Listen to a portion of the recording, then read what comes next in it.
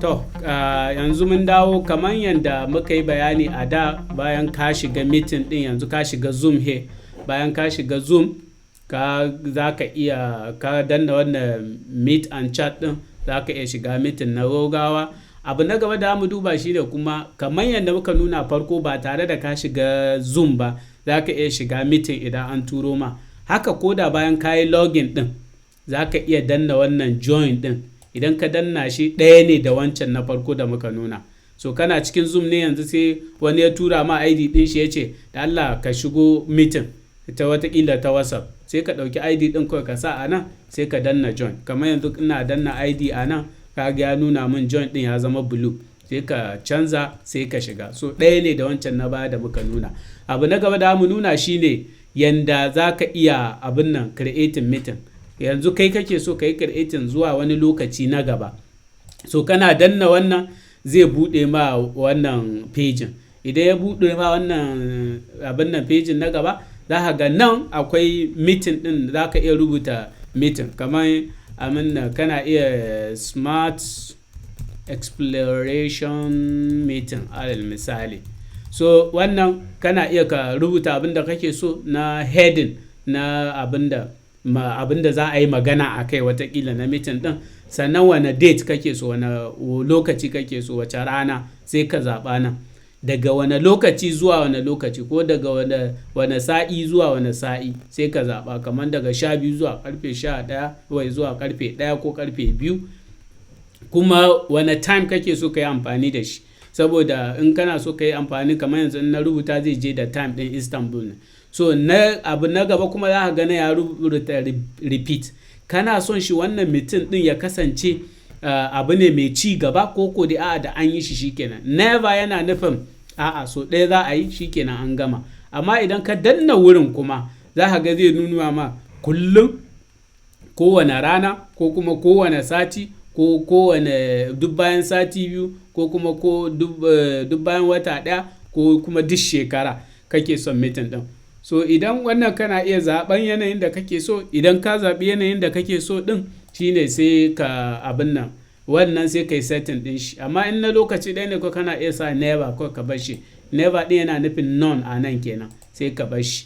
Idan ka bar shi sai ka zo ƙasa kuma, za ka ga duk lokacin da ka yi creating meeting, Zoom suna ma generating password, suna ma generating passcode wanda mutane za su yi amfani da shi su shiga, meeting din.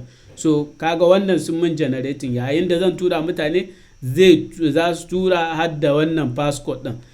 Me amfani shi saboda ya kasance ba wai in mutum yana da password ɗinka so ɗaya ko duk lokacin da ka yi creating meeting zai iya shiga ba. A'a, sai in yana da password ɗin wannan meeting din.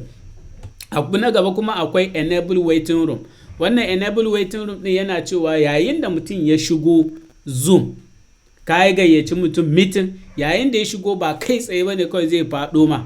A'a, yayin da ya shigo sai ya ɗan jira a irin waiting room. Kamar a ce mutum ya zo gidanka ne, sai ya ɗan jira falo kafin ya shiga ɗakinka. Ka ba shi izini sai ya shiga ɗakinka. Ko kuma ya zo gidan amma sai ya ƙwanƙwasa ƙofan gida ya yi sallama, to kun in ka ba shi izini sai ya shigo. So haka shi ma waiting room ɗin, yayin da mutum ya shigo meeting ɗin, ba zai shiga kai tsaye cikin meeting ɗin ba. A'a, zai tsaya yana jira wani gefe. Zoom ɗin za su ajiye shi wani gefe yana jira. Zoom za su faɗa ma cewa wane ya zo yana jira. So sai ka ce ya shigo ta Zoom ɗin. Bayan ka yi accepting ɗin shi, sai ya shigo meeting ɗin. So in kana ra'ayin wannan ɗin, kana iya buɗe shi. Abu na gaba shine lokacin da ka yi creating wannan meeting ɗin, kana son duk wani wanda ya zo kawai kamaran shi ya kasance a buɗe. In kana so kana iya ka buɗe nan. In kana so kuma kana iya ka rufe. Idan mutum ya shigo sai shi ya buɗe da kanshi. Abin nan ba wai a nan na farko kai ɗin ne. Kana son kamaran kai kasance a buɗe. A na bin ne mutane participant wanda duk zai shigo, kana so kamaran shi ya kasance a buɗe ko kuma a rufe. So duk abin da kake ra'ayi sai ka zaɓa a nan. Na uku na ƙarshe kuma daga ƙasa za ka ga akwai add to calendar.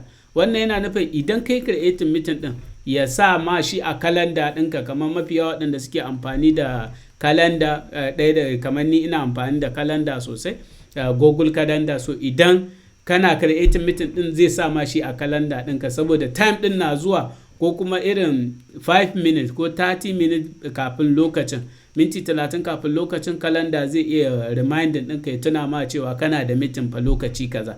So idan abu ne wanda kuke bukatan bayani akai, kuna iya ku faɗa sai maku bayani kamar yadda ake amfani da kalanda, alal misali Google Calendar, domin meeting da wasu abubuwa. So kamar yadda bayan in kana ra'ayi ne ka sa, so shikenan ka gama duk abubuwan da aka yi na meeting, sai ka sa done. Ina danna wannan done din zai create meeting. Ya yi create yanzu yana ce min wane email zai amfani da shi ya tura mutane saƙon.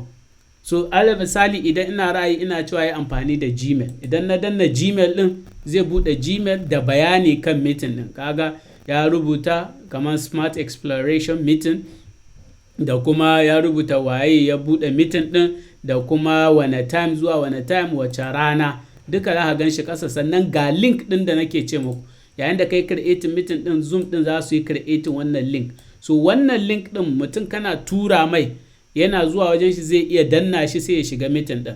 Sannan kuma ga meeting ID, idan mutum yana ra'ayi yana iya amfani da wannan meeting ID din. Kamar yadda za ku iya tunawa a baya, idan muka danna join meeting yana cewa enter meeting ID.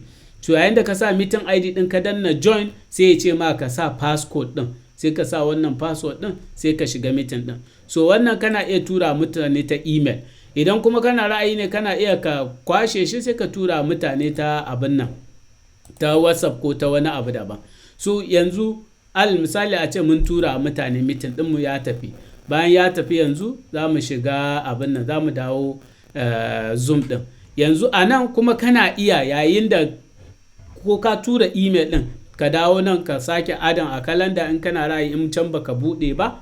Na biyu kuma kana iya ka gayyaci mutane, alal misali a nan kana iya ka zo sai ka duba ka sake gayyatar mutane ta wata hanyar daban. Wataƙila wani kana son ka tura mai SMS ne bai da email, kama kana son ka tura mai message, so kana iya. Ko kuma ka yi copy, idan ka yi copy sai ka je ka sa shi a WhatsApp. Kamar nan bai nuna ma WhatsApp ba, amma in kai wannan yana nufin copy to clipboard, yana nufin kai copy din meeting din, idan ka danna shi zai copy. So yanzu za ka iya zuwa ka sa shi a WhatsApp, ko kuma kana iya ka yi deleting din meeting din. So duk da yadda kake ra'ayi, in ma yanzu kake son ka fara meeting din, kana iya danna start. So za mu dawo baya, an gama creating meeting kenan. Yanzu bayan mun gama creating meeting, abu na gaba kafin mu je share screen shine tunda yanzu mun yi creating meeting, ƙasa za ku ga akwai meetings. So lokacin da ka danna wannan meetings din, za ka ga duk meeting ɗinka da ka yi creating din na so ana, ko naka ko kuma a'a wanda yake zuwa gaba za ka shiga, wanda kila wani ya yi adin ɗinka, in wani yana da contact ɗinka a abin nan ɗin shi, a Zoom ɗin shi sai ya yi adin ɗinka, so za ka iya ganin meeting ɗin a nan dukansu. So yanzu dai ka ga meetings ɗin. So idan mun dawo baya, abu na gaba shine share screen, wanda baka shiga meeting ba amma kana son ka yi ma mutane sharing screen ɗinka, kana da meeting ID ɗin da komai, sai ka zo nan ka danna wannan. Idan ka danna zai ce ma share key or meeting ID, sharing key or meeting ID, sai ka yi sharing, ko kuma ka sa meeting ID din sai ka danna OK, zai yi abin nan, zai yi sharing din screen din. So abu na gaba kuma, al misali da mu duba shine wayannan na sama mun riga mun gama da su. Abu na gaba da mu duba shine abin nan contact. Ko za ka iya danna nan kai adin din contact, kamar by email address ko from phone contact. Sai ka, in daga phone contact ɗinka kake so ka ɗauko mutum ka sa, sai ka zaɓi wannan phone contact ɗin, zai je wayanka ya duba ma contact ɗin. Idan ya dudduba ma su, sai ka zaɓi wanda kake so. Idan ka zaɓi wanda kake so sai ka danna OK, zai kawo ma contact ɗin. So yayin in kana da contact ɗin da kai adin ɗinsu a Zoom ɗinka, yayin da ka zo nan contact za ka gan su. Amma ni da ya zan ban sa su ba, so ba ku gan su ba. Amma in kana ra'ayi za ka iya sawa, za ka iya sa contact ɗin, so za ka iya ganin su. Ya ka iya ganin category ɗinsu, kamar a ce start, wasu important contact ɗinka ka sa musu star, so za ka gan su a ta nan farko. Ko kuma a'a wasu contact daban, ko kuma kana so ka yi connecting da phone contact ɗinka, lokacin da ka shiga ya kawo ma contact ɗinka na phone. So abubuwan da za ka iya yi kenan. So abu na gaba da za mu duba shine settings, me za ka iya caccanzawa, amma wannan za mu ci gaba a video na gaba kenan in Allah ya nufa. So don haka sai dai mun haɗu.